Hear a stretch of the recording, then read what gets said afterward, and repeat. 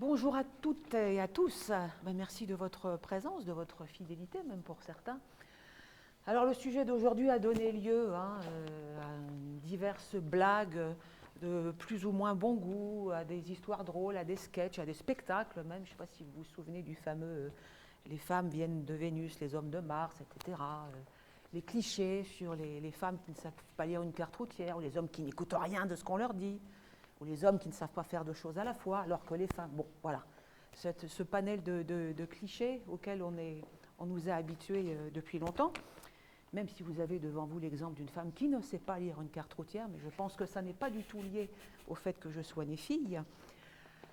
Alors je vais très vite laisser la parole à notre invité que je vous présente, que je remercie beaucoup d'avoir accepté notre invitation. On est toujours heureux ici de recevoir des scientifiques de haut niveau. Alors Thierry Charlier est docteur en biologie et il enseigne à l'université de Rennes où, alors là je lis un papier parce que je n'ai pas retenu par cœur, où il dirige un groupe de recherche s'intéressant à l'impact de l'environnement chimique et social sur le cerveau et sur le comportement des vertébrés. Par ailleurs, il s'intéresse aux différences de ces impacts sur les mâles et sur les femelles. Vous voyez un peu ça, comment on amène le sujet du jour. Je vais très vite lui laisser la parole. Merci encore à vous Thierry d'être là aujourd'hui, d'être venu de Rennes, spécialement pour nous. Et puis bien sûr, nous pourrons échanger avec notre invité à l'issue de sa présentation. À tout à l'heure. Merci beaucoup Isabelle, merci d'être là pour discuter un petit peu avec moi. Alors ce que je vais faire en fait c'est une présentation un petit peu formelle pendant plusieurs minutes quand même pour vous présenter certaines données, revenir sur ces stéréotypes de genre qui sont bien évidemment bien ancrés, alors plus dans certaines sociétés que dans d'autres, avec des extrêmes un peu plus importants suivant les pays, suivant les cultures, suivant pas mal de choses. Mais je laisserai du temps par la suite pour quand même qu'on puisse interagir et que vous ayez des questions. Donc je ne vais pas vous présenter toutes les informations qui existent sur les différences sexuelles qui existent entre un cerveau d'homme et un cerveau de femme, que ce soit chez les humains, mais que ce soit également chez d'autres espèces qui ont bien évidemment été un peu plus étudiées. Donc, on pourra discuter. Si vous avez des questions par la suite aussi, j'ai mis mon adresse email, donc n'hésitez pas à m'envoyer un email. En général, je réponds aux mails. Ça me prend parfois du temps, il ne faut pas hésiter à me relancer si jamais il y a un souci. Alors, les différences sexuelles, quand on pense à différences sexuelles, pardon, en étant un biologiste, donc moi je suis un biologiste, je considère l'humain comme une espèce parmi les autres. Quand on regarde certaines espèces qui sont représentées ici sur ce diaporama-là, on voit tout de suite qu'il y a des grosses différences dans la morphologie et dans les comportements entre un mâle et une femelle chez toute une série d'espèces. Donc on a alors c'est souvent chez les oiseaux, et plus particulièrement dans les milieux en Amérique notamment, en Australie, où clairement vous pouvez définir ça c'est un mâle et ça c'est une femelle avec la coloration. Et ce qui est important aussi de voir, c'est que associé à cette morphologie qui est différente, donc vous pouvez distinguer vous même sans être un biologiste, ça c'est un mâle ou ça c'est une femelle, associé à cela il y a toujours un comportement qui va être aussi différent. Avec, chez les oiseaux chanteurs par exemple, les oiseaux chanteurs c'est les mâles qui chantent et c'est rarement, je ne dis pas jamais, mais c'est rarement les femelles. Il y a le paon, par exemple, on voit le paon qui a ce superbe plumage, il doit le mettre en évidence, donc il y a un comportement qui est associé à ça. Et donc ça nous permet en fait d'étudier ce qui se passe au niveau du cerveau et comment le cerveau peut être différent entre un mâle et une femelle, et comment ça se passe et pourquoi ça se passe de cette façon-là. Et quand on vient aux humains, en fait, on est en général, nous, capables, dans 95% des cas, de dire ça c'est un homme ou ça c'est une femme. C'est parfois un petit peu plus difficile suivant les habits qu'on porte de temps en temps, mais en général, on y arrive plus ou moins. Mais l'espèce humaine est une espèce qui n'est pas très sexuellement différenciée. Donc il n'y a pas des grosses différences entre un homme et une femme, surtout quand on regarde par rapport aux autres espèces. Donc chez certaines espèces, on parle de dimorphisme sexuel, où il y a quelque chose qui existe chez un mâle ou chez une femelle et qui n'existe pas dans l'autre sexe. Chez les humains, il y a relativement peu de dimorphisme sexuel. C'est plutôt des différences sexuelles dont on va parler. Dimorphisme, c'est bien évidemment le développement de notre appareil reproducteur. Là, clairement, on peut définir, sur base de l'appareil reproducteur, il y a des différences qu'on peut voir au niveau qualitatif. Je vais faire très très rapidement, on ne va pas faire des statistiques ici, mais je vais vraiment insister sur le fait que quand on essaye de regarder des différences entre mâles et femelles sur des animaux, mais surtout dans les populations humaines, en fait, on est obligé de faire des statistiques. Parce que justement, il y a des différences, mais qui ne sont pas extrêmes. Et donc, il va falloir définir un point à partir duquel on dit « ça, c'est plus développé dans un sexe » ou « ça, c'est moins développé dans l'autre sexe ». Alors, de façon très très rapide, les statistiques, ça va nous servir à définir une population elle est telle et une autre population elle est telle. Et on a rarement ce genre de graphique où on peut dire ça, chez un mâle, c'est complètement différent par rapport à ce qu'on a chez une femelle. Il y a certaines choses chez les humains qui sont vraiment facilement séparables entre deux populations. Donc j'ai parlé de la présence des organes reproducteurs, notamment. Avoir un utérus, c'est les femmes qui ont un utérus. Il n'y en a pas chez les hommes. Une prostate, c'est chez les hommes, ce n'est pas chez les femmes. Il y a certaines caractéristiques morphologiques ici qui sont utilisées au niveau clinique. Et c'est notamment la distance anogénitale, donc la distance entre l'anus et les parties génitales, qui peuvent aider et qui sont même encore mieux que la définition vagin ou pénis. Parce que cette distance anogénitale, comme vous le voyez sur le graphique, elle est clairement plus élevée chez les mâles par rapport à ce que vous retrouvez chez les femelles. Ça, ce n'est pas une particularité humaine. On retrouve ça chez les rongeurs aussi. Moi, ça me permet de définir une petite portée de rats. Au moment de la naissance, je peux vous dire, ça c'est un mâle ou ça c'est une femelle. Et ça peut être utilisé, et c'est utilisé en clinique quand on a, malheureusement ça arrive, des problèmes de mise en place des organes génitaux, avec ce qu'on appelle des hermaphrodismes, qui n'est pas du tout un hermaphrodisme, avec le développement d'un micropénis. Est-ce que c'est plutôt un mâle ou est-ce que c'est plutôt une femelle qui développe ça? En regardant la distance anogénitale, on peut savoir rapidement si c'est un petit garçon ou une petite fille. Ça, c'est malheureusement très rare. Je parle de cette différence entre mâle et femelle. Je ne parle pas des problèmes de développement. Ce qu'on a plus souvent, c'est un recouvrement chez les populations. Donc, on va avoir une population mâle qui, effectivement, va avoir un peu plus cette caractéristique par rapport à une population femelle. Et là, c'est vraiment la chose qu'il est important de pousser, c'est que certaines de ces différences sont effectivement plus développées dans un sexe que dans l'autre, mais c'est toujours sur une population. On ne pourra jamais dire « parce que je vois ceci, tu es un mâle » ou « parce que tu as ceci, tu es une femelle ». Un exemple classique, c'est le rapport 2D-4G. 2D-4D, pardon. Donc, je confonds avec la 4G, ce n'est pas la même chose. 2D, c'est votre index. 4D, c'est votre annulaire. Si vous faites le rapport, en fait, ce rapport, il est légèrement plus élevé sur une population de femmes par rapport à une population d'hommes. Et ça, c'est vrai. Ça a été fait sur toute une série de populations, dans plein d'études. Je le fais moi-même en travaux pratiques avec mes étudiants quand il y a suffisamment d'étudiants. Ça fonctionne. Maintenant, sur base de ce 2D et 4D, j'insiste sur le fait que moi, je suis un homme, j'ai peut-être un 2D, 4D qui est un peu plus élevé et qui est supérieur à 1, je suis quand même un homme. Ce n'est pas pour ça que ce rapport va indiquer le sexe de l'individu. Et alors, bien évidemment, ce qui va nous intéresser, nous, ici, c'est est-ce qu'il y a ces différences dans le cerveau? Alors, je suppose que vous avez déjà tous vu ce genre de choses, donc les stéréotypes, je vais en revenir sur certains.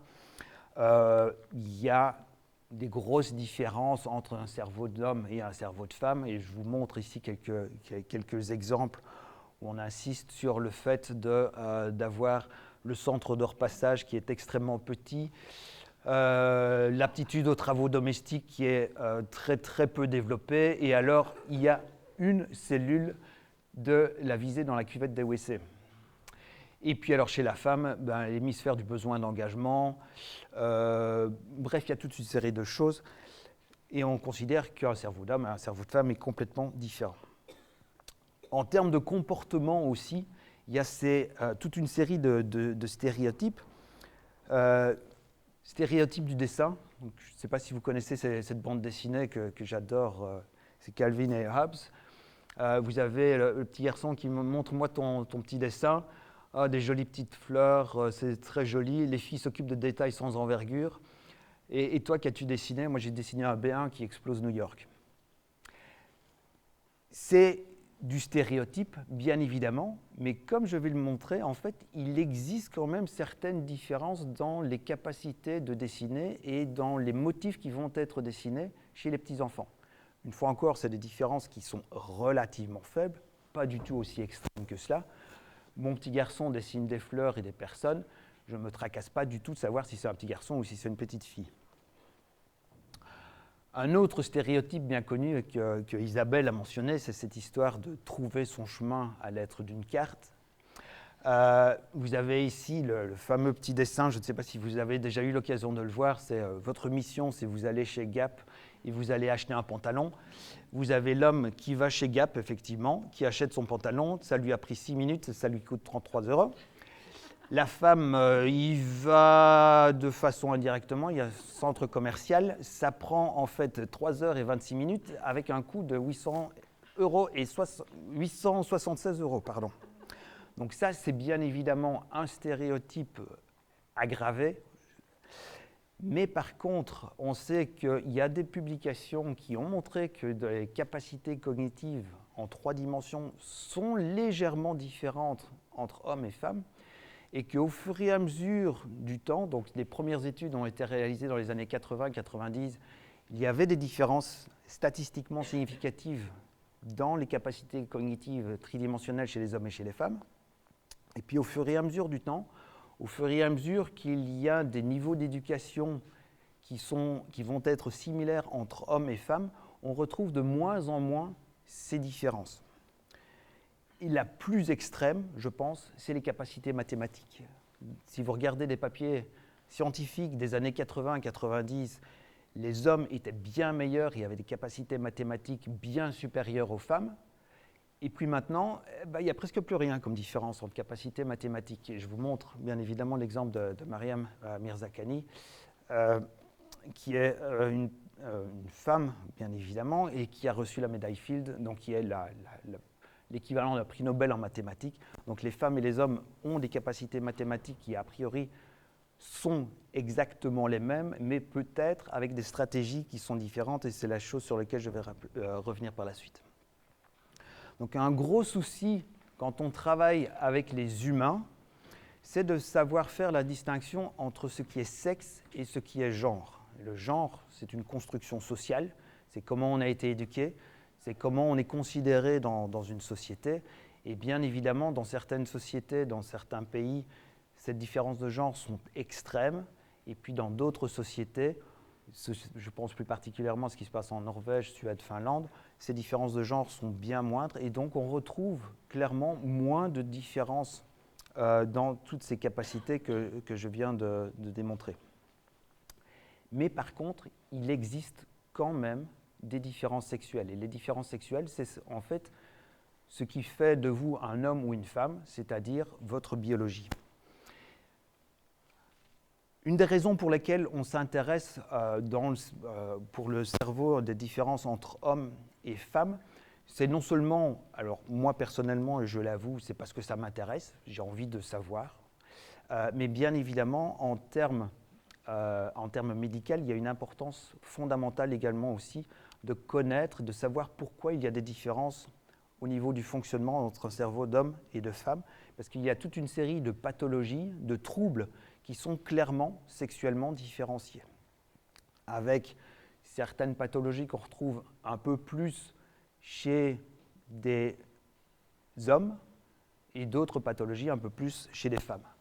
Donc, par exemple, alors je vais me mettre dans un sens ou dans l'autre, le spectre de troubles autistiques, donc qui est quelque chose qui se déclare chez les tout petits enfants déjà, et qui reste bien évidemment tout le long de la vie, il y a en général un peu plus, c'est quelque chose qui est un peu plus présent chez les garçons que chez les filles.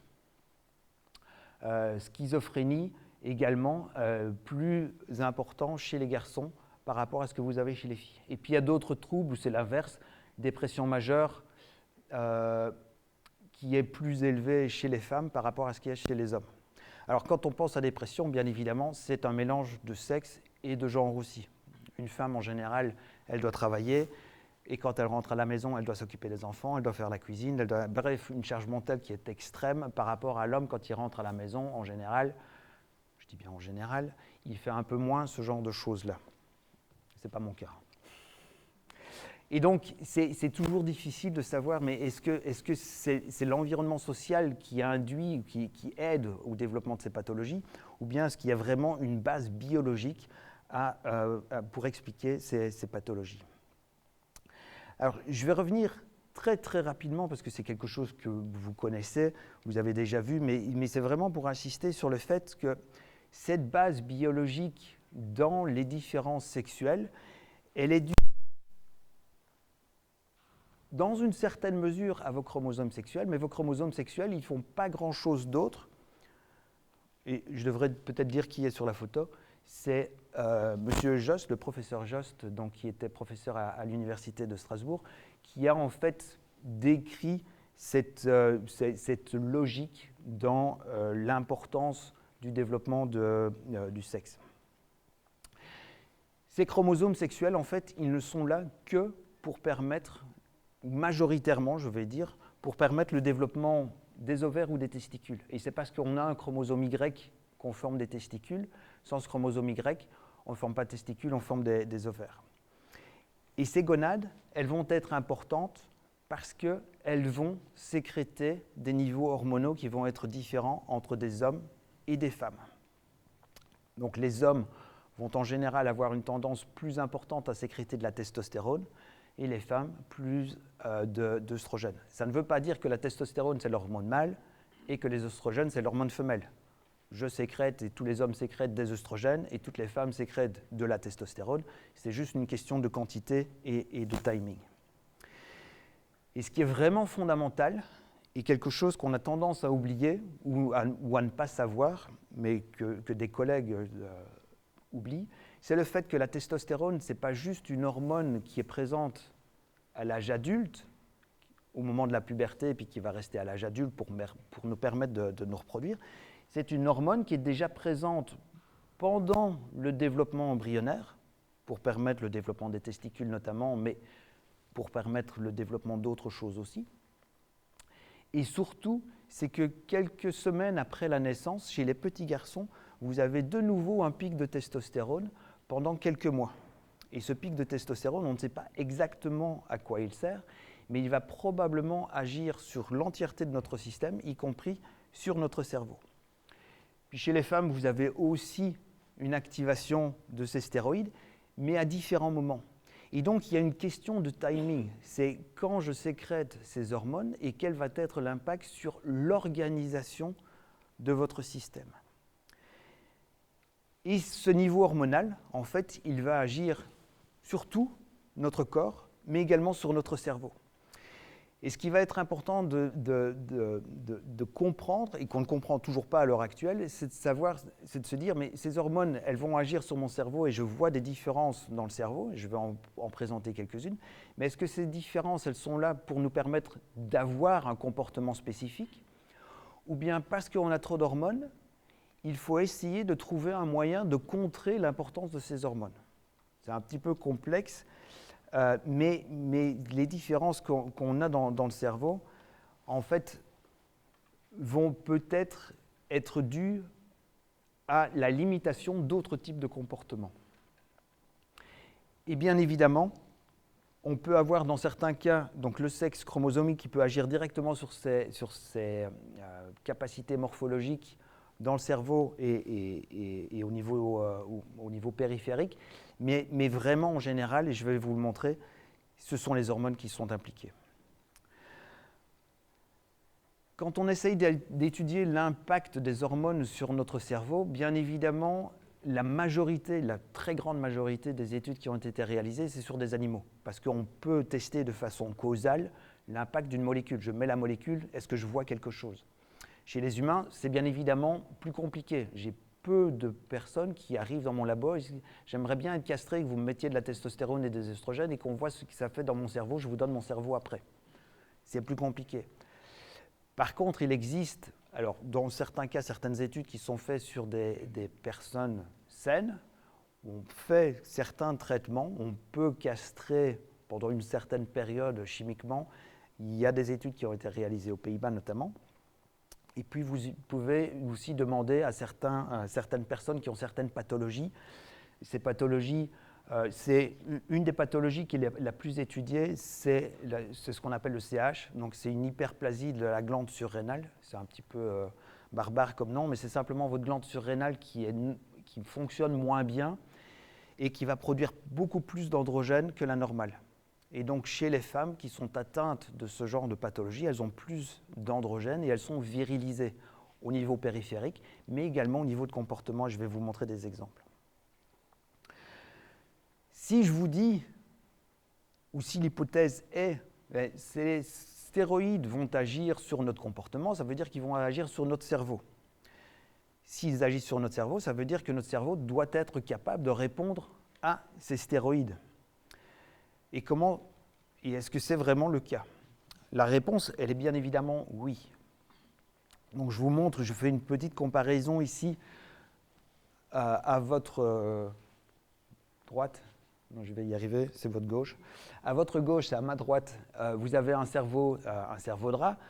De l'autre côté, vous avez un cerveau humain où on fait une représentation schématique de récepteurs à ces stéroïdes. Donc vraiment, les molécules qui sont capables de lire le signal. Un stéroïde, quand il est libéré, c'est une information chimique. C'est un petit peu une onde radio. Maintenant, vous devez avoir un récepteur, la radio, pour pouvoir écouter ce signal.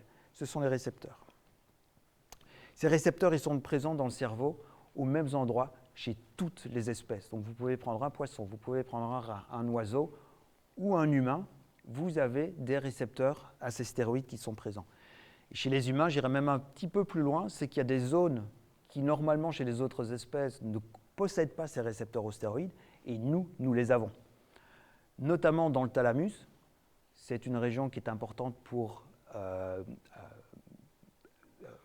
traiter les informations sensorielles, et dans le cortex préfrontal, qui nous aide à faire des prises de décision, notamment. Et donc, tout ça suggère que notre cerveau est effectivement capable de répondre à ces hormones. Et quand on regarde effectivement si ces hormones sont capables d'aller modifier notre cerveau, ou d'aller activer des choses, ou d'aller faire quelque chose dans le cerveau, mais si un homme a un peu plus de testostérone qu'une femme et qu'une femme a un peu plus d'œstrogène qu'une femme, ces signaux vont être reçus.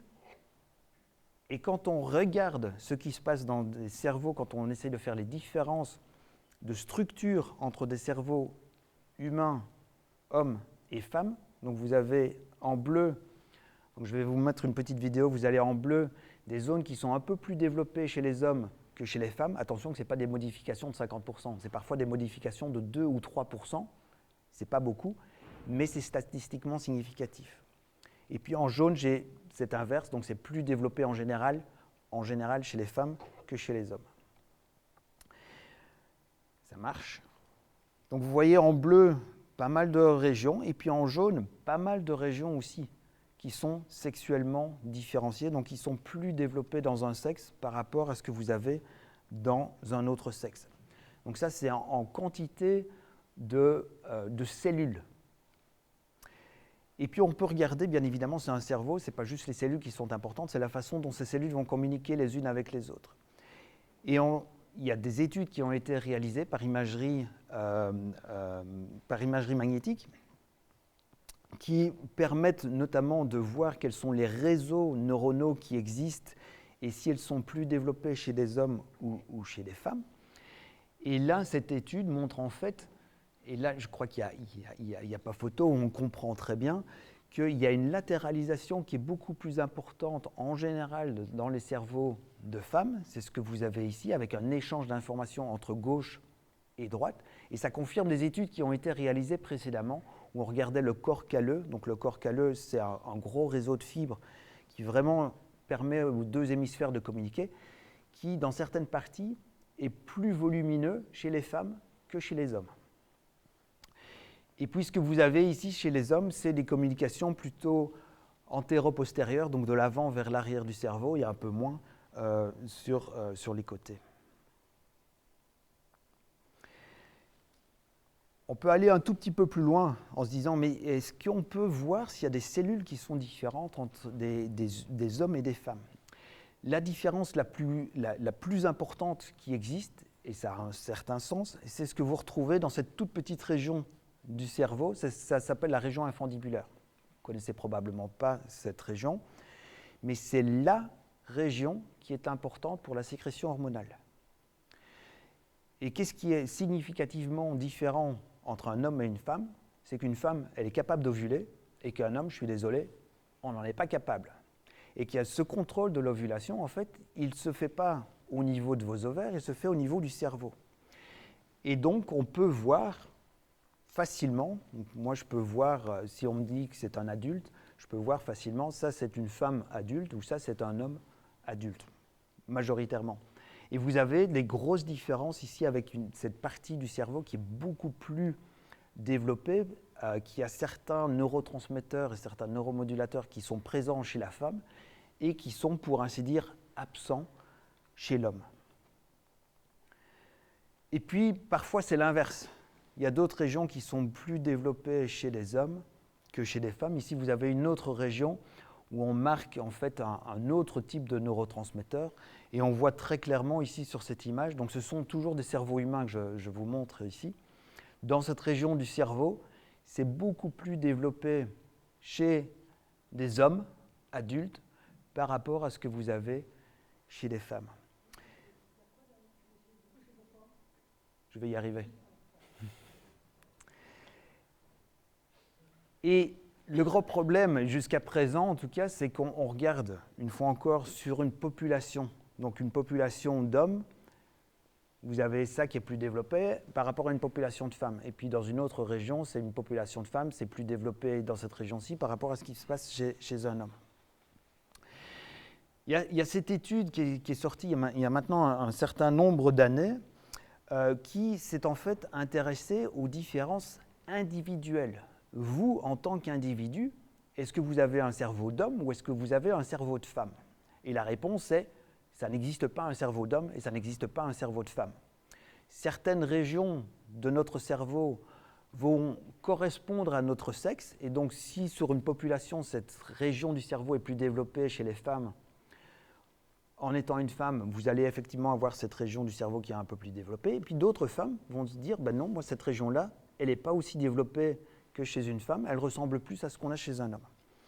Et c'est ce que vous observez ici avec le rose et le bleu. Chaque colonne représente une région du cerveau qui a été analysée, et chaque ligne représente un individu. Donc ils ont fait un grand nombre d'études, ça leur a pris pas mal de temps. Et vous voyez en fait que certaines personnes, donc vous avez ici des hommes, vous avez des femmes, certains de ces hommes montrent des régions qui sont plus comme étant femmes, et certains de ces femmes ont des régions qui sont plus comme étant hommes. Et ça pose toujours un gros problème à l'heure actuelle pour les scientifiques et pour les scientifiques qui doivent essayer de discuter avec le grand public, c'est ok, vous me dites que les stéroïdes sont importants pour le développement du cerveau et pour la sexualisation du cerveau. Or, si ma testostérone, par exemple, était importante pour faire une région mâle, pourquoi est-ce qu'une région est mâle et alors que l'autre région ne l'est pas du tout et ressemble plus à ce qu'on peut retrouver chez une femelle?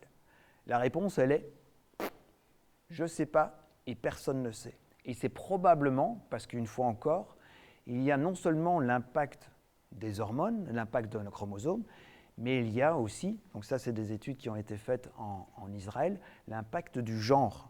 Et suivant l'environnement dans lequel vous allez évoluer, mais bien évidemment, tout ça va modeler votre cerveau. Donc votre cerveau, les hormones, les chromosomes vont donner une certaine base, ce sont les fondations, et puis au-dessus de ces fondations-là, vous avez l'apprentissage, les interactions sociales, les interactions avec vos parents, qui vont réarranger certaines choses, qui font amplifier ou désamplifier certains comportements. Une petite chose qui est importante aussi, c'est le fait que ces hormones, elles vont être importantes de 1, probablement au cours du développement embryonnaire et au moment de la naissance, donc elles vont organiser votre système, mais ces hormones, elles vont être également importantes lorsque vous êtes un adulte et que vous avez des modifications hormonales qui peuvent être plus ou moins importantes. Et quand on dit plus ou moins importantes, c'est plus particulièrement chez les femmes que vous allez avoir des modifications qui vont être extrêmement visibles. Donc il y a toute une série d'études maintenant qui montrent que le niveau hormonal des femmes, de 1, ça change avec les menstruations, de 2, ça change aussi et surtout avec la gestation. Donc d'avoir un enfant, en fait, va bouleverser vos hormones, va bouleverser bien évidemment aussi votre façon d'interagir avec tout le monde. Et cela, on sait que ça modifie toute une série de caractéristiques au niveau du système nerveux central. Et ce que l'on sait, c'est que chez les animaux, alors ce n'est pas encore très connu chez les humains, c'est relativement peu étudié chez les humains, mais ce niveau hormonal va en fait modifier non seulement la morphologie de votre cerveau, mais le fonctionnement du cerveau, et va modifier probablement toute une série de facultés cognitives. Et un exemple que je reprends ici, parce que c'est l'exemple probablement le plus beau, ou en tout cas visuellement le plus beau, c'est le fait que, initialement, des études qui ont été réalisées sur du rat ont montré que le rat mâle était beaucoup plus intelligent et avait des capacités cognitives beaucoup plus importantes qu'une femelle. Parce que quand vous le mettez dans une piscine, donc en fait ceci, ça s'appelle c'est une piscine, donc c'est de l'eau, c'est relativement large. On met une petite plateforme juste en dessous de la surface de l'eau. On met votre rat dans l'eau, on lui demande de nager et de retrouver la plateforme. Et au bout de quelques essais, un mâle va retrouver très rapidement la plateforme. Il aime bien nager, mais il préfère avoir pied quand même. Donc il va aller rapidement vers la plateforme et avoir pied et donc être en sécurité. Et la femelle, ça allait un petit peu dans tous les sens. Et donc les femelles, elles n'apprennent pas. Ça, c'était ce qui était initialement. Et en fait, ils se sont rendus compte par la suite que la femelle, elle apprend très bien, mais elle n'est pas aussi sotte que le rat mâle qui va aller directement vers sa plateforme. La femelle, elle préfère prendre ses précautions et rester sur le bord, en se disant « je vais assurer mes arrières, je vais rester sur le bord ». Et aussi, mâle et femelle vont utiliser différentes informations sur leur environnement. Le mâle va utiliser des informations style moi, je vais dans la direction nord-nord-ouest, ça va me permettre d'arriver à mon endroit. La femelle va se dire, moi, je vais plutôt m'orienter sur, tiens, il y a un interrupteur qui est là et il y a une autre chose qui est là. Et c'est effectivement ce qui se passe chez les humains aussi. Donc, en général, chez les humains, vous demandez à un homme, on se dit, c'est 300 mètres vers l'ouest. Alors, on voit plus ça aux États-Unis qu'ici en France. Ici, les femmes vont utiliser plutôt des informations sur là il y a un poteau électrique ou il y a un cimetière à partir duquel tu dois tourner et d'avoir ces directions-là. Et ça, en fait, chez les rats, c'est clairement en lien avec les concentrations hormonales.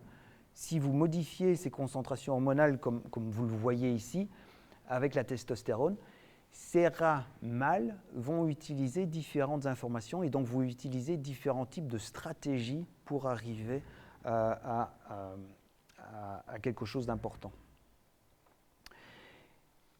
Et pour les humains, en fait, ces hormones sont effectivement importantes pour certaines capacités cognitives et certains types de comportements. Donc, je rigolais initialement et il y avait le stéréotype du dessin ou des jeux aussi qui sont clairement influencés par le genre. Donc là, je ne dis pas du tout le contraire, hein, le genre est clairement important. Le fait que tonton apporte le ballon de football parce que c'est la Coupe du Monde, le ballon de football, il va être donné au petit garçon et rarement à la petite fille.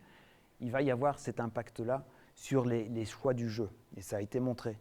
Maintenant, on sait que les hormones, les hormones au cours du développement vont quand même, dans une certaine mesure, influencer ses capacités de jeu. Il y a plusieurs études qui ont montré en fait que les garçons vont, quand on leur donne un choix entre des jouets de garçons, c'est-à-dire un ballon et un camion, vont choisir plutôt cela par rapport aux filles. Et les jeux de filles, c'est une poupée. Ces garçons vont moins choisir ces jeux de filles par rapport à des filles. Et les filles, comme vous voyez, en fait, il n'y a pas tellement de préférence. Ils joueront un petit peu avec les deux. Ce qui est plus important, en fait, de voir, c'est que dans cette étude, avec des petites filles qui sont atteintes d'hyperplasie de la glande surrénale, donc ce sont des petites filles qui se développent comme des petites filles, qui sont élevées comme des petites filles, vont avoir certains choix qui vont plutôt ressembler à ce que vous avez chez des petits garçons. Donc là, on peut exclure dans une certaine mesure l'impact du genre, parce qu'elles sont bien élevées comme des petites filles, mais elles vont se comporter un peu plus comme des petits garçons. Une autre chose aussi qui va nous permettre d'éliminer l'impact du genre sur certaines différences sexuelles, c'est la capacité du cerveau à répondre à des phéromones. Alors on ne sait pas encore comment ça fonctionne ces phéromones, mais on sait qu'elles existent et on sait que notre cerveau est capable de les percevoir. Ce sont des images ici qui ont été obtenues après exposition à différents types de molécules. On demande à des participants, hommes et femmes, de mettre leur tête dans un gros aimant et on va mesurer l'activité en fait de certaines régions du cerveau. On leur demande de sentir différents types de substances. Alors des substances que ces personnes-là sont capables de sentir de façon consciente. En général, c'est de la vanille ou des odeurs de banane. Est-ce que vous sentez? Oui, non. On leur met de l'eau, tout simplement, donc il n'y a rien du tout. Et puis alors, on utilise aussi deux types de phéromones. AND, c'est une phéromone qui est produite principalement au niveau des glandes axillaires chez les hommes et qui sont capables d'induire des réponses chez les femmes. Et inversement, l'EST, c'est plutôt produit par les femmes. Ce sont des phéromones féminines qu'on va retrouver plus particulièrement au sein des urines féminines, qui est un dérivé œstrogénique. Et ce que vous pouvez voir dans cette figure, c'est que donc, ce qui va nous intéresser, c'est les deux extrémités. Donc ici, vous avez des hommes. Quand on les met en présence d'AND, chez ces hommes, il n'y a pas d'activation du cerveau, alors que chez les femmes, vous avez cette petite région proche de l'hypothalamus qui va être activée. Et inversement, avec de l'EST, vous avez cette région-là du cerveau chez les hommes qui est activée et qui n'est pas activée chez les femmes. Et c'est une autre région du cerveau qui va être activée. Donc là, clairement, vous ne pouvez pas sentir cette molécule. C'est quelque chose qui est inconscient, mais qui va faire réagir quand même notre cerveau. Donc c'est a priori, je ne vais pas dire clairement pas, mais c'est a priori, ce n'est pas dû à notre éducation, c'est dû à vraiment des différences de connexion au niveau de notre cerveau. Et puis quand vous regardez ces connectivités entre les différentes régions du cerveau, ce sont des études qui ont été réalisées chez des petits garçons et chez des petites filles avant la puberté, donc entre 7 ans et 10 ans maximum. Vous voyez que certains réseaux sont similaires chez les garçons et chez les filles. D'autres réseaux, donc le réseau ici sensorimoteur, donc c'est nos capacités de recevoir des informations sensorielles tactiles et moteurs. Et ça, c'est plus développé chez les filles. Alors que le réseau du mode par défaut, c'est en fait une région qui va être activée lorsque vous ne faites rien. Vous faites de la méditation, par exemple. Simplement, vous fermez vos yeux. Vous êtes réveillé, donc ce n'est pas pendant le sommeil, c'est important. Donc vous êtes réveillé et vous laissez simplement votre cerveau vaguer. Et cela, c'est plus développé en moyenne chez les garçons que chez les filles. avec toujours ce recouvrement. Donc une fois encore, j'insiste là-dessus, ce n'est pas parce que vous avez un réseau du mode par défaut qui est plus développé que vous êtes un garçon. Vous avez des filles qui ont un réseau du mode développé, du mode par défaut qui est plus développé par rapport à ce que vous retrouvez chez des garçons. Et donc en conclusion, en fait, j'aurais dû mettre les flèches tout de suite, il y a de très nombreuses études, alors initialement dans des modèles animaux, mais maintenant il y a des travaux qui sont faits sur des humains, qui montrent que ces hormones vont impacter sur notre cerveau, sur le développement et sur le fonctionnement de notre cerveau. Attention, et là je ne vais pas trop rentrer dans les détails, mais le fait que nous ayons certains types de comportements, que nous fassions certaines choses, vont également influencer sur nos hormones. Le cas classique, je suppose que certains d'entre vous regardent soit des matchs de football, soit sont passionnés par les élections. À chaque fois, quand vous gagnez, quel que soit le jeu auquel vous participez, vous avez une augmentation de la testostérone. Donc c'est votre cerveau qui envoie des informations, que vous soyez un homme ou une femme d'ailleurs, qui va faire modifier vos concentrations hormonales. La génétique, bien évidemment, donc vos gènes vont impacter sur les sécrétions hormonales et sur votre cerveau également. Et bien évidemment, l'environnement social, l'environnement chimique, je n'ai pas parlé de l'environnement chimique, mais bien évidemment, tout cela va aussi impacter sur le développement de notre cerveau, et ce, de façon sexuellement différenciée.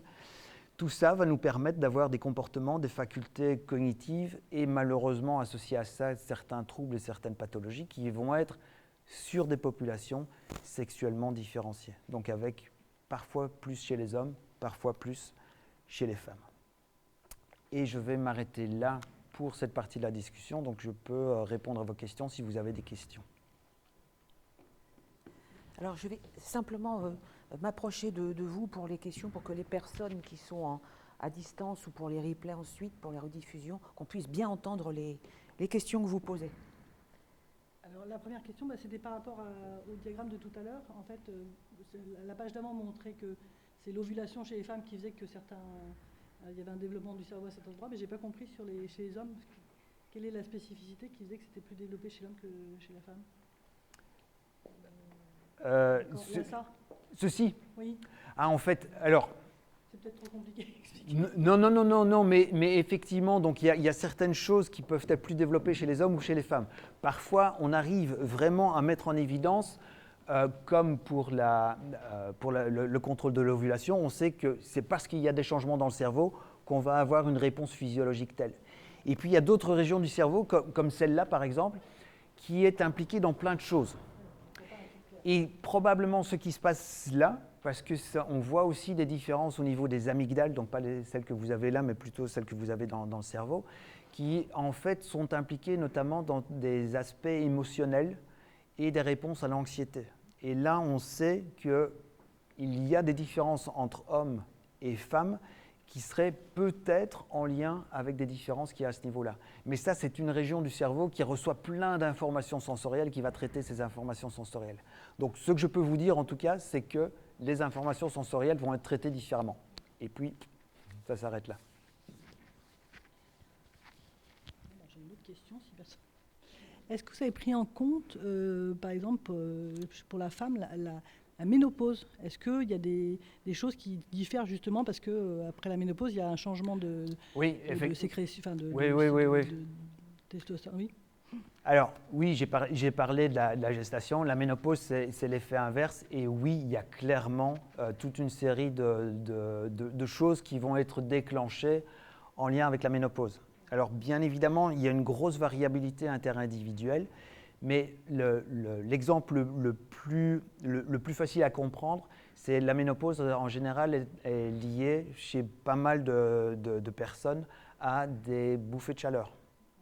Ces bouffées de chaleur, en fait, c'est parce qu'au niveau de votre cerveau, vous n'avez plus les hormones qui, normalement, coordonnent ces contrôles de la température. Parce que vous n'avez plus ces hormones, votre partie du cerveau ne fonctionne plus bien et n'est plus capable d'envoyer des informations sur la réception de l'information sensorielle. Et donc, votre système fait que vous avez ces fameuses bouffées de chaleur. Mais c'est vrai pour d'autres capacités cognitives aussi. Et c'est vrai aussi pour l'apparition de certains troubles où vous allez avoir certaines pathologies qui vont être amplifiées après la ménopause.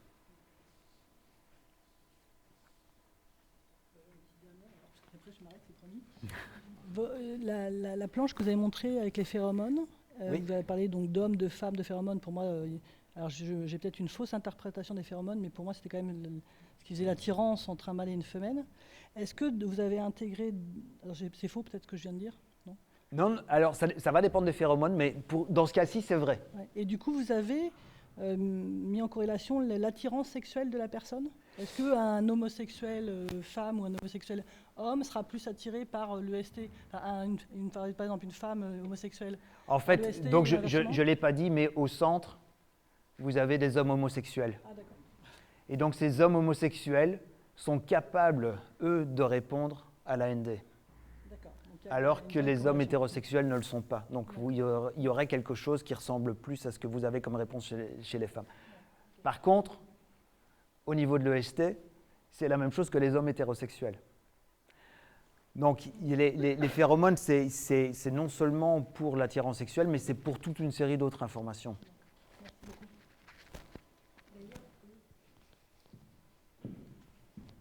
D'ailleurs, sur ce schéma, on a l'impression que ce n'est pas les mêmes zones qui sont activées forcément. On a vu que, par exemple, pour les femmes, l'EST active une zone à l'arrière du cerveau. Pour les hommes, l'AND n'active rien du tout, apparemment. Et pour les hommes homosexuels, j'ai l'impression que la zone activée par l'AND et l'EST est différente de la zone activée pour les hommes EST et pour les femmes AND. Oui, alors vous n'allez pas toujours avoir les mêmes activations, et ici c'est aussi sur un seul plan et pas sur l'entièreté. Donc la chose qui est vraiment importante de comprendre dans le cerveau, c'est le fait que c'est jamais une zone toute seule. Ça va être toujours un réseau de différentes régions qui vont être activées ou suractivées. Mais du coup, ça veut dire que le ressenti ou le type de réaction ne va pas être le même? Là, il n'y avait pas dans la discussion le pourquoi c'était ces régions-là et pas d'autres régions. Est-ce que c'est la capacité de recevoir les informations qui va être différente, ou est-ce que c'est la capacité à traduire ces informations en quelque chose de moteur qui va être différent? Là, vous pouvez avoir en fait toute la série de choses qui peut être modifiée, puisque quand votre cerveau répond à quelque chose, c'est parce qu'il a reçu l'information, parce qu'il la traite d'une certaine façon et parce qu'il a envie de répondre d'une façon suivante. Et donc, à quel niveau avez-vous ces différences? Pour moi, ce n'est pas connu. Je crois que vous aviez une question. D'accord. Sur ces sujets-là, y a-t-il une question ou un sujet particulier qui divise la communauté scientifique? Les scientifiques sont évidemment pas toujours d'accord entre eux. Est-ce qu'il y a un désaccord fondamental sur un sujet précis pour cette thématique? Chez les humains, oui, c'est cette question justement de sexe et de genre. Et ce que je peux très très bien comprendre, c'est le fait que beaucoup, alors principalement de médecins, mais de sociologues et de psychologues, poussent au fait que la majorité des choses, des différences qu'on voit entre hommes et femmes, c'est dû au genre, à l'éducation, à l'environnement social. Et là, à 200%, tout à fait d'accord. Mais vont à l'extrémité telle que ces personnes-là refusent tout impact du sexe et du sexe biologique, en disant non, c'est uniquement les informations, c'est l'éducation. Et donc, je pense qu'effectivement, l'éducation, c'est quelque chose de majeur, mais ce n'est pas la seule cause.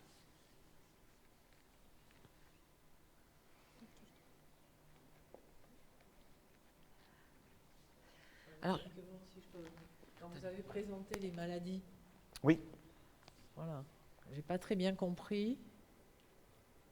On peut dire vraiment au début, voilà, différence sexuelle face aux maladies mentales. Quand vous prenez par exemple, je ne sais pas sur quoi, voilà, ça s'appuie, hein, là, ce que vous présentez. Vous citiez l'exemple des TSA. Oui.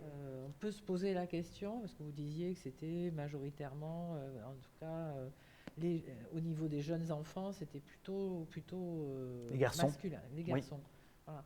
Après, moi, ce que j'ai pu entendre ou lire, c'est que ça finit par être un peu construit et du coup, on ne détecte pas chez les jeunes filles, voilà, chez les filles plutôt, voilà, le TSA, les TSA sont les troubles De spectre autistique. autistique, sont découverts plus tardivement. C'est là où je pense qu'il y a aussi le débat, finalement, qu'est-ce qui est du construit et qu'est-ce qui est vraiment du sexe, quoi. Alors là, on est tout à fait d'accord, hein. Donc tout ça, ce sont des études épidémiologiques. Donc on regarde sur une population, combien d'individus sont atteints par tel trouble ou telle pathologie, et est-ce qu'il y a un peu plus de garçons ou un peu plus de filles. Ça, c'est la première chose. Donc c'est ce qui nous permet en fait de définir, il y a une différence entre garçons et filles, entre hommes et femmes. Ça c'est observable. Maintenant, est-ce que, comme vous le dites très très bien, est-ce que c'est un problème de genre, de sexe ou de mise en évidence au niveau du diagnostic? Donc, par exemple, un cas classique aussi, c'est pour les infarctus du myocarde. Moins détectés chez les femmes, et donc on considérait encore jusqu'à il n'y a pas si longtemps que ça, que c'est les hommes qui avaient plus tendance à avoir des infarctus du myocarde que les femmes. Ce qui reste toujours vrai, mais qui a bien significativement diminué, parce que les femmes, en fait, ne vont pas avoir leur douleur comme chez les hommes, vont avoir des symptômes qui vont être différents. Alors, déjà ça veut dire que c'est sexuellement différencié. Mais qu'au niveau de l'infarctus, c'est plus aussi sexuellement différencié et qu'il y a surtout un problème de diagnostic, et qui peut être vrai dans ce cas-là aussi. Maintenant, pour les TSA plus spécifiquement, là je peux répondre parce que je connaissais une des personnes qui travaille là-dessus. En fait, ils peuvent remarquer déjà chez les tout petits enfants, voir ces problèmes d'interaction entre... parce que bon, le problème avec les troubles de spectre autistique, c'est que c'est un spectre autistique, donc c'est très très large. Et quand on prend les cas extrêmes, on peut voir en fait des différences d'interaction des personnes. Donc c'est simplement, le contact visuel ne se fait pas dans les cas les plus extrêmes. Et ça reste plus commun chez les petits garçons par rapport à ce que vous retrouvez chez les petites filles. Et ce serait en lien avec une exposition périnatale aux androgènes. Et comme c'est fait chez les tout petits enfants, donc c'est vraiment, alors c'est pas les nouveau-nés, c'est 1 mois ou 2 après, donc c'est peu probable, pas impossible, mais peu probable que ce soit vraiment dû au genre et que ce serait plus dû à des différences sexuelles. Mais comme vous le dites, c'est un trouble de spectre autistique, donc c'est très très vaste.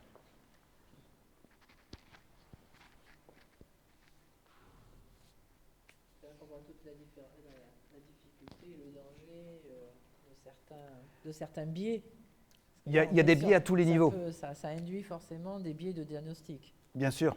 Et il y a le diagnostic du médecin aussi qui a ses... Je parle, hein. Oui, c'est ça. Qui alimente lui-même... Qui a été éduqué, qui a été formé d'une certaine façon et que le diagnostic n'est probablement pas aussi approprié pour tout le monde. On parle souvent de perturbateurs endocriniens ces dernières années, dans différentes substances auxquelles on peut avoir affaire dans la vie quotidienne. Est-ce que il y a des travaux là-dessus? Est-ce que ces types de substances peuvent apporter des modifications ensuite dans tout ce qui est développement Oui. Chez les mâles ou chez les femelles? Est-ce qu'il y a des retombées, lesquelles, à quel niveau? Est-ce que ces retombées se transmettent ensuite sur d'autres générations? Oui, alors là, ça fait beaucoup de... Je peux faire une autre présentation la prochaine fois. Avec Donc, plaisir. Mon laboratoire, en fait, travaille aussi sur les perturbateurs endocriniens, puisque c'est l'environnement chimique. Ce qu'on sait, effectivement, c'est que ces perturbateurs endocriniens vont aller modifier... Alors, ce sont des tests qui ont été réalisés de façon causale, donc sur des modèles animaux, et ça va modifier, en fait, la façon dont votre cerveau va fonctionner. Et ça va changer en fait ces différences sexuelles. Et suivant le moment à laquelle vous appliquez ces perturbateurs endocriniens, en général, et ce n'est pas seulement avec les perturbateurs endocriniens, mais c'est avec toute une série de molécules et de l'environnement en général, les mâles sont beaucoup plus sensibles par rapport à ce qu'on retrouve chez les femelles. Les femelles sont beaucoup plus résilientes que les mâles. Et ça se retrouve non seulement chez les humains, chez les animaux, mais aussi chez les humains. Et en termes de transmission, oui, il y a certaines molécules qui vont impacter alors, soit au niveau du comportement, parce que si vous modulez le comportement d'une femelle qui n'a plus un comportement maternel correct, sa descendance va être influencée. Ça, c'est vrai chez tous les mammifères. Pas tous, pardon.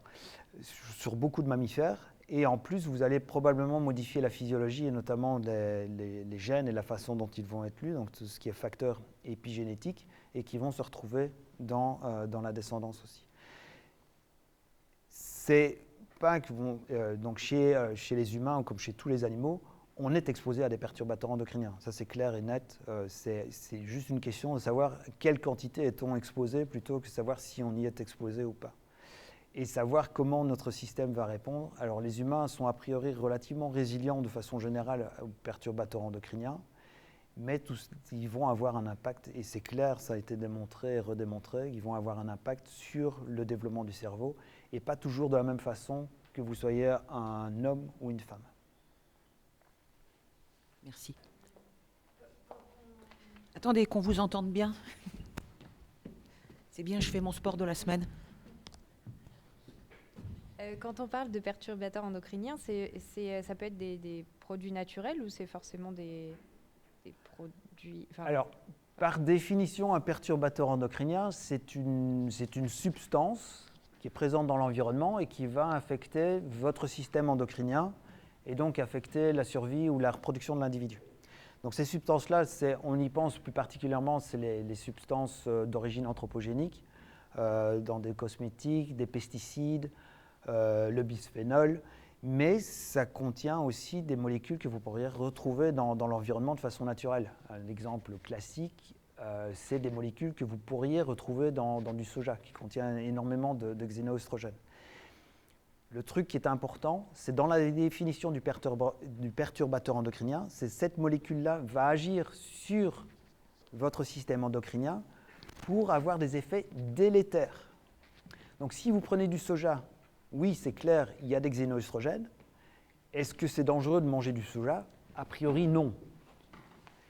Mais ça va peut-être dépendre aussi de la quantité que vous allez manger. Parce que suivant, c'est toujours une question de dose pour n'importe quel type de molécule. À un certain niveau, il n'y a pas d'effet, ou passé d'un certain niveau, il va y avoir un effet. Et donc c'est la raison pour laquelle on crie toujours dans les médias pourquoi est-ce qu'on utilise toujours cette molécule-là, c'est un perturbateur endocrinien. C'est un perturbateur endocrinien, mais à des doses qui sont extrêmement élevées, auxquelles on n'est jamais exposé. Le bisphénol A, on l'a retiré parce que quelle que soit la dose, il va avoir un effet. Donc on le retire. Maintenant, dire on va arrêter, je ne vais pas donner de nom parce que sinon je risque on va arrêter la production de tel type de molécules parce que c'est dangereux et qu'on va avoir un impact.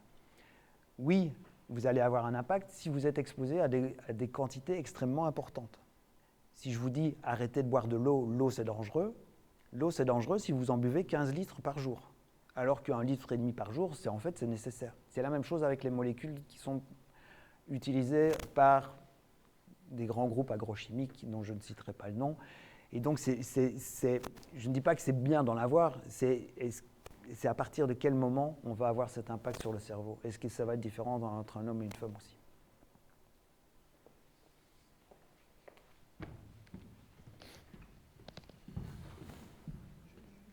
Justement, là, aujourd'hui, on commence à nous dire que toutes les substances qu'on a dans nos pilules contraceptives, finalement, c'est pas traité dans les eaux.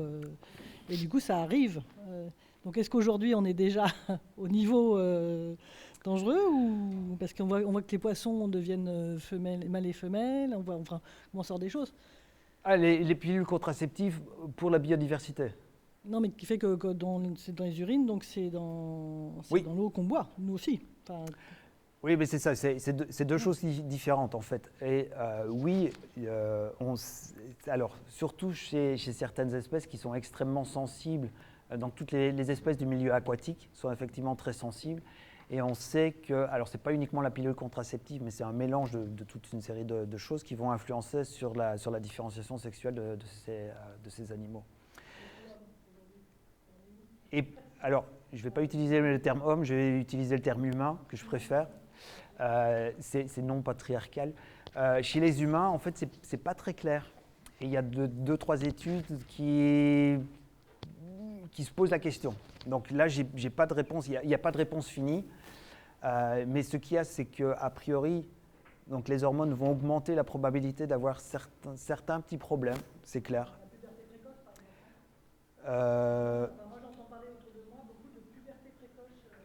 Oui, mais ça c'est pas la pilule contraceptive, ça. C'est pas lié avec la pilule contraceptive. Non.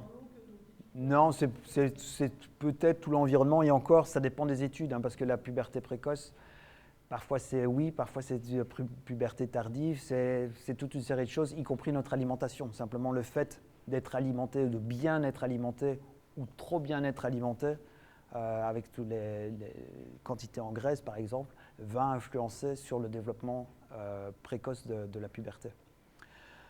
Par contre, pour nous, enfin pas pour nous, pour les personnes pour les femmes qui utilisent la pilule contraceptive, est-ce que ça va avoir un impact? C'est toujours une histoire de compromis. Est-ce qu'on utilise ça, ou est-ce qu'on arrête tout et on retourne à ce qui se passait quand on vivait dans les cavernes? Ou bien est-ce que ça nous donne quand même une certaine liberté et qu'au final, bah, c'est quand même mieux, c'est comme pour les vaccins, certaines personnes... Exactement. Et c'est la même discussion pour les vaccins. Est-ce que le vaccin est bénéfique? La réponse, elle est oui, clairement, à 200%. Maintenant, certaines personnes ne vont pas bien réagir au vaccin. Même chose avec les cacahuètes aussi. Hein. Certaines personnes sont allergiques aux cacahuètes et vont mourir après exposition aux cacahuètes. Est-ce qu'on doit arrêter les cacahuètes pour tout le monde? Voilà. Comment mettons le seuil au niveau de la population? Peut-être une dernière question. Je ne sais pas si c'est une question très scientifique. Pourquoi y avait-il aujourd'hui dans la salle trois quarts de dames et une faible proportion de messieurs? Je ne sais pas si c'est un sujet, si vous avez déjà remarqué, si c'est en termes la population femelle est plus sensible à ces questions que la population mâle. Je ne sais pas si c'est sociologique ou hormonal. Non, mais c'est ça que j'étais en train de me poser comme question. Non, je ne pense pas, parce que la dernière fois, je pense qu'il y avait... je crois que ça s'équilibre. Donc, c'est ça. Mais c'est une très bonne question, en fait, dans comment choisit-on ces populations? Et comment peut-on être biaisé d'une étude à l'autre par rapport à la quantité de personnes qui va venir? Sachant que notre entreprise est quand même à forte majorité masculine. C'est ça qui m'interpellait. Merci beaucoup à tous et à toutes. Merci.